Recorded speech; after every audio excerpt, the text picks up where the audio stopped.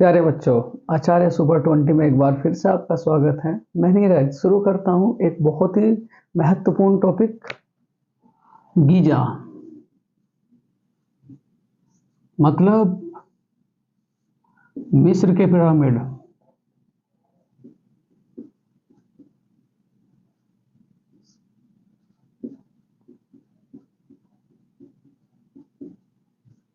बहुत ही important topic और बहुत ही महत्वपूर्ण टॉपिक। ठीक, मिस्र के पिरामिड। देखो प्यारे बच्चों, क्या था, सभ्यता दो ही थी जो विश्व विख्यात है। एक तो क्या कहते थे, मिस्र की सभ्यता।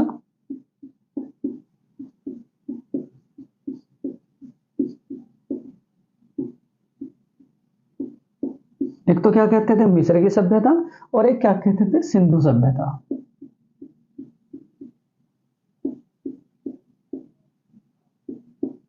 एक तो मिस्र की सभ्यता और दूसरा क्या कहोगे, सिंधु सभ्यता। ठीक है, अब इनके बारे में क्या था, ये जो मिस्र की सभ्यता है, सबसे पहले तो ये पता होना चाहिए, ये जो मिस्र है ये कौन सी भाषा का शब्द है, तो क्या कहोगे, लेटिन भाषा। और अगर मैं बात करूं इसका इंग्लिश में नाम क्या है, अंग्रेजी में, तो क्या कहोगे, इजिप्ट। मिस्र को इंग्लिश में क्या कहा जाता है, तो क्या कहोगे, इजिप्ट। हम लोगों को तो पढ़ना है पिरामिडों के बारे में। तो देखो प्यारे बच्चों, जो मिस्र के पिरामिड है, वैसे तो टोटल वहां बहुत पिरामिड है, लेकिन जो विख्यात हैं 118 पिरामिडों में से जो विख्यात है वहां, वो 3 पिरामिड विख्यात है। बहुत ही रहस्यमय जगह, 3 पिरामिड विख्यात है। वो 3 जो पिरामिड है प्यारे बच्चों, वो मतलब किस आकृति के हैं, वो इस आकृति के हैं। देखा होगा आप लोगों ने फिल्मों में। ठीक है, वो इस आकृति के हैं। और यहाँ पता भी है, जो पत्थर लगे हुए हैं प्यारे बच्चों, देखो उस टाइम पे ना तो कोई मशीन थी, ठीक, ना ही कोई ऐसा यंत्र था जिससे पत्थरों को इतनी ऊंचाई तक उठाया जा सके। ठीक, इन पत्थरों का जो वजन है, एक पत्थर का वजन लगभग 200 टन, मतलब 2 हाथियों के बराबर।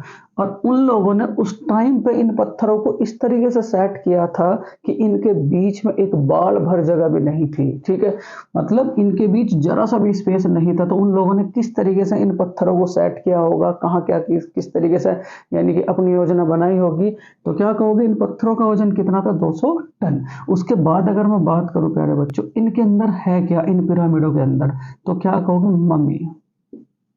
मम्मी का मतलब क्या होता था प्यारे बच्चों, वो क्या काम करते थे, अगर कोई व्यक्ति उनकी सभ्यता में एक्सपायर हो जाता था, तो उस व्यक्ति को वो लेप लगा करके, उस व्यक्ति को लेप लगा करके एक लकड़ी के ताबूत में बंद करके इन पिरामिडों के अंदर रखते थे, इन पिरामिडों के अंदर रखते थे।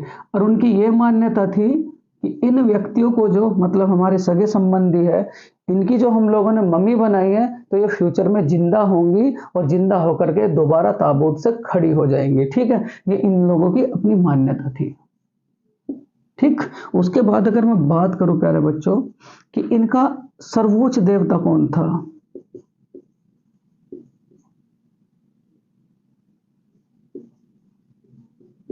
मिस्र वालों का सर्वोच्च देवता क्या था, तो क्या कहोगे, सूर्य। क्या कहोगे, सूर्य। और प्यारे बच्चों, इन मिस्र के पिरामिडों को, जो 3 पिरामिड है, इन्हें क्या कहा जाता है, गीजा। गीजा के पिरामिड बहुत इंपॉर्टेंट है। डायरेक्ट सवाल पूछा जाता है प्यारे बच्चों कि गीजा के पिरामिड, जो गीजा के पिरामिड है, वो वर्ल्ड में कहाँ पड़ते हैं, तो क्या कहोगे, मिस्र। थोड़ा सा मिस्र के बारे में जानते हैं प्यारे बच्चों। देखो जो मिस्र है, सबसे पहले तो अगर इसका स्क्रीनशॉट लेना चाहे तो स्क्रीनशॉट ले सकते हैं।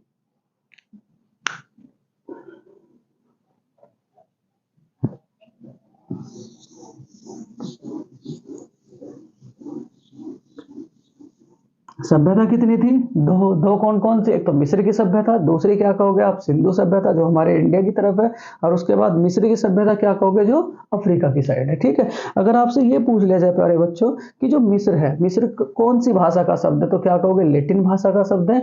और दूसरा, अगर इसका इंग्लिश में नाम पूछ लिया जाए, तो क्या कहोगे, इजिप्ट है। वहां वैसे तो बहुत सारे आप लोगों के पिरामिड है, लेकिन विश्व विख्यात गीजा के पिरामिड है। वो जो गीजा का पिरामिड है, उनमें बहुत सारे पत्थरों को इकट्ठा कर करके इकट्ठा कर करके बहुत ऊंचाई तक एक ट्रायंगलाकार रूप में रखा गया है, और जिसमें एक पत्थर का जो वजन है वो टोटल कितना है, 200 टन। देखो बहुत ताज्जुब की बात है, वैज्ञानिक भी ये ताज्जुब करते हैं कि उस समय ना तो कोई क्रेन थी, ना ही कोई ऐसा इक्विपमेंट था जिससे कि ये जो पत्थर है 200 टन के वो उतनी ऊंचाई तक लगाए जा सके। ठीक है, तो ये रहस्य आज भी बना हुआ है। ठीक, अगर मैं मिस्र की बात करूं प्यारे बच्चों,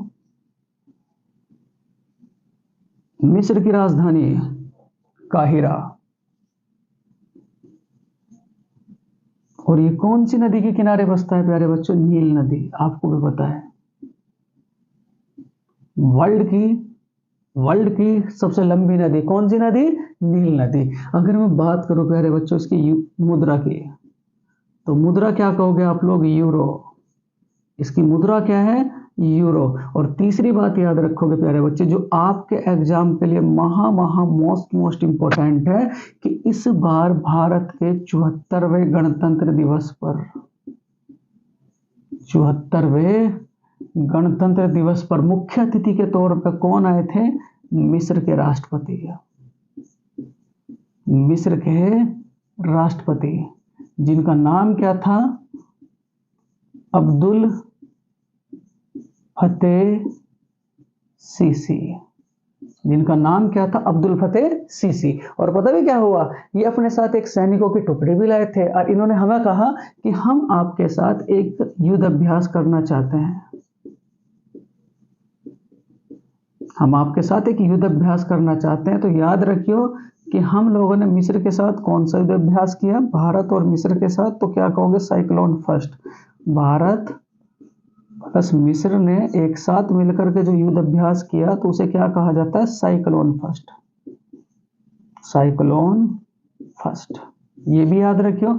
आपके पेपर के लिए दो बातें बहुत महत्वपूर्ण है। एक तो क्या कहोगे, 74वें गणतंत्र दिवस पर कहाँ के राष्ट्रपति आए थे, तो क्या कहोगे, मिस्र के राष्ट्रपति जिनका नाम क्या है, अब्दुल फतेह सीसी। दूसरी बात क्या याद रखोगे आप लोग, कि इन लोगों ने हमारे साथ एक युद्ध अभ्यास किया, उस युद्ध अभ्यास का नाम क्या, तो क्या कहोगे, साइक्लोन फर्स्ट। और अगर प्यारे बच्चों ये पूछ लिया जाए 74वें गणतंत्र दिवस पर बेस्ट झांकी, तो क्या कहोगे, उत्तराखंड। ठीक, 74वें गणतंत्र दिवस पर बेस्ट झांकी कौन सी थी, तो क्या कहोगे, उत्तराखंड। ठीक है, उसके बाद एक और सवाल बहुत इंपॉर्टेंट बनता है, न्यू डेवलपमेंट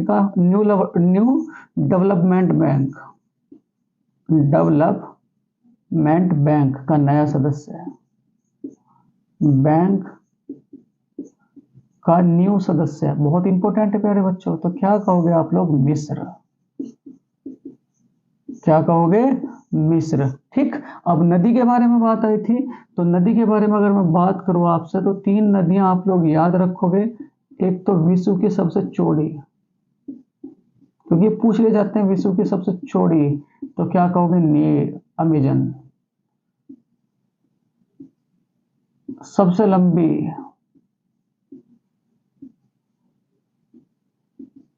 तो क्या कहोगे, नील। ठीक, उसके बाद एशिया की सबसे लंबी, तो क्या कहोगे, हुआंगो।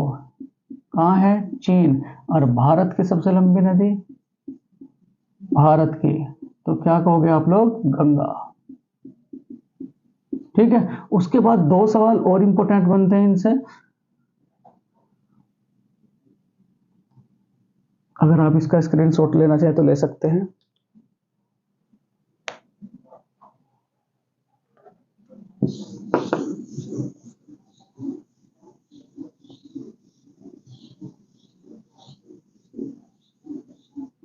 देखो प्यारे बच्चों, ये 4 सवाल जल से बहुत ही इंपॉर्टेंट बनते हैं, थोड़ा सा एक्स्ट्रा भी चलेंगे। एक तो सबसे लंबी, सबसे चौड़ी,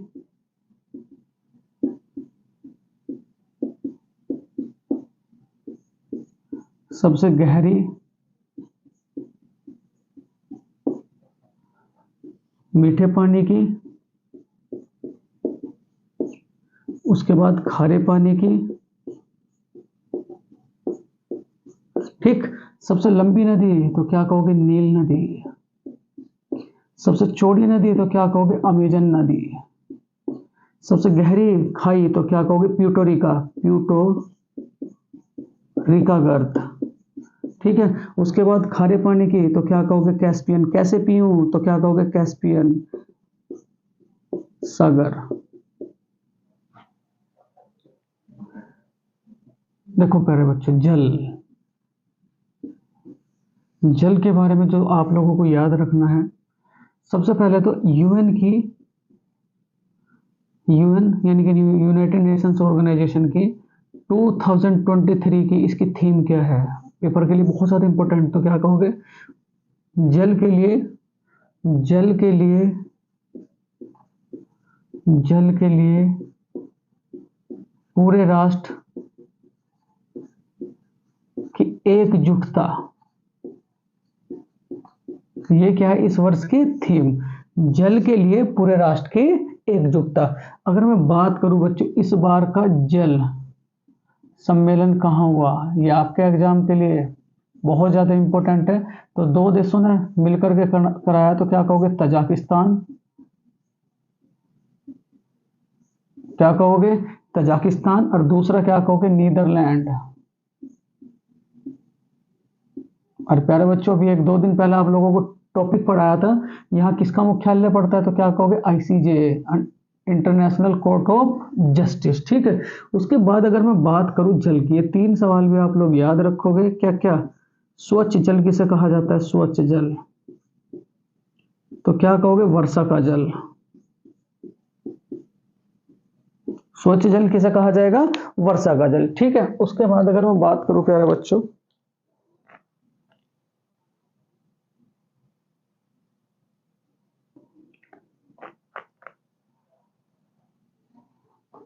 सबसे स्वच्छ जल वर्षा का जल। दूसरी बात अगर मैं बात करूं जल का सूत्र, तो क्या कहोगे? H2O। और भारी जल का सूत्र तो क्या याद रखोगे प्यारे बच्चों? D2O। और इसकी खोज किसने करी थी? 1931 में बार्स बर्न यूरेन है, बार्स बर्न यूरेन है। उसके बाद देखो प्यारे बच्चों, भारत में दो संस्था जल संरक्षण का कार्य कर रही है। एक तो तरुण संघ, एक तो तरुण संघ, और एक क्या कहोगे? भीम संघ। ये जो तरुण संघ है ये कहाँ काम कर रही है? तो क्या याद रखोगे आप लोग? राजस्थान। और ये जो भीम संघ है ये कहाँ काम कर रही है? तो क्या याद रखोगे आप लोग? कर्नाटक। ठीक, कहाँ काम कर रही है? कर्नाटक। ठीक है, उसके बाद अगर आप लोगों से ये कहा जाए प्यारे बच्चों, जल पुरुष, तो क्या याद रखोगे? राजेंद्र सिंह। जल पुरुष कौन है? राजेंद्र सिंह। ठीक, अगर इसका स्क्रीनशॉट लेना चाहें तो ले सकते हैं।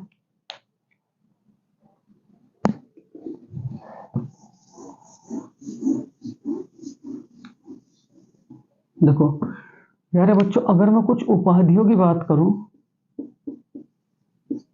तो ये थोड़ी सी याद रखेंगे आप लोग। क्या क्या? Kesare Hind,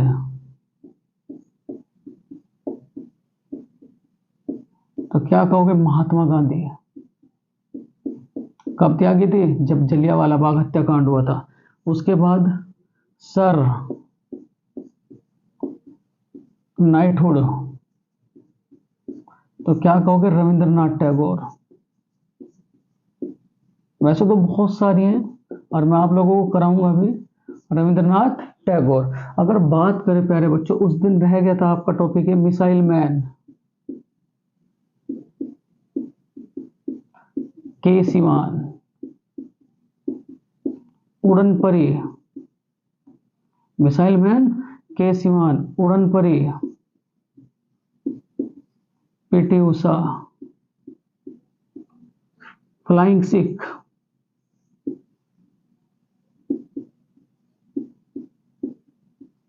Milkha Singh. Flying Sikh Milkha Singh. Little master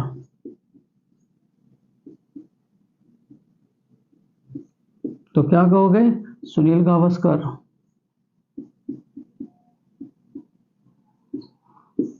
master blaster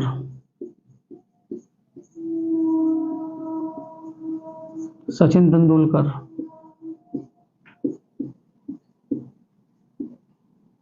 Sachin Tendulkar. प्यारे बच्चों, इनमें से क्वेश्चन जरूर आता है आप लोगों के लिए, तो बहुत याद रखेंगे सर, कोई दिक्कत वाली बात नहीं मेरे बच्चों। आप सपोर्ट करें, मैं आप लोगों के लिए अच्छी अच्छी वीडियो लाता रहूंगा। देखो प्यारे बच्चों, जल पुरुष राजिंदर सिंह, पक्षी man Salim Ali, tiger man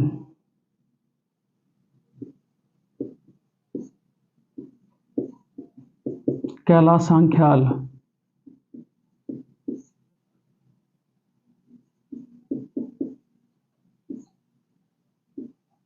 metro man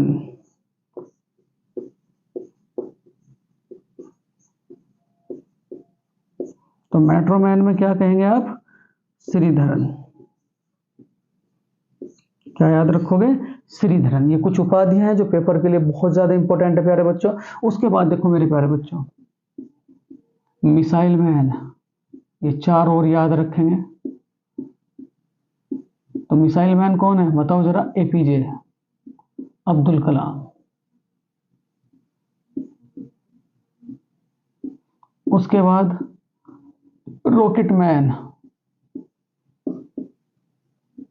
तो रॉकेट मैन कौन है? के सिवान। तीसरा टॉपिक याद रखेंगे प्यारे बच्चों, क्या इसमें तीसरा पॉइंट क्या याद रखेंगे? Rocket women Ritu Karidhal. क्या कहोगे? रितु करिधल। ये तीन बातें भी आप लोगों को याद रखनी है प्यारे बच्चों। देखो आप लोगों के लिए अच्छी अच्छी वीडियो बनाऊंगा जिससे कि आप लोगों का जल्दी से जल्दी सिलेक्शन हो। और अभी आप लोगों का स्टैटिक जीके का पार्ट चल रहा है, आपको पॉलिटी भी कराऊंगा, उसके बाद हिस्ट्री भी कराऊंगा, मॉडर्न हिस्ट्री भी कराऊंगा, ठीक है। उसके बाद आपको इकोनॉमिक्स, फिजिक्स, केमिस्ट्री, बायोलॉजी और कंप्यूटर, ठीक है।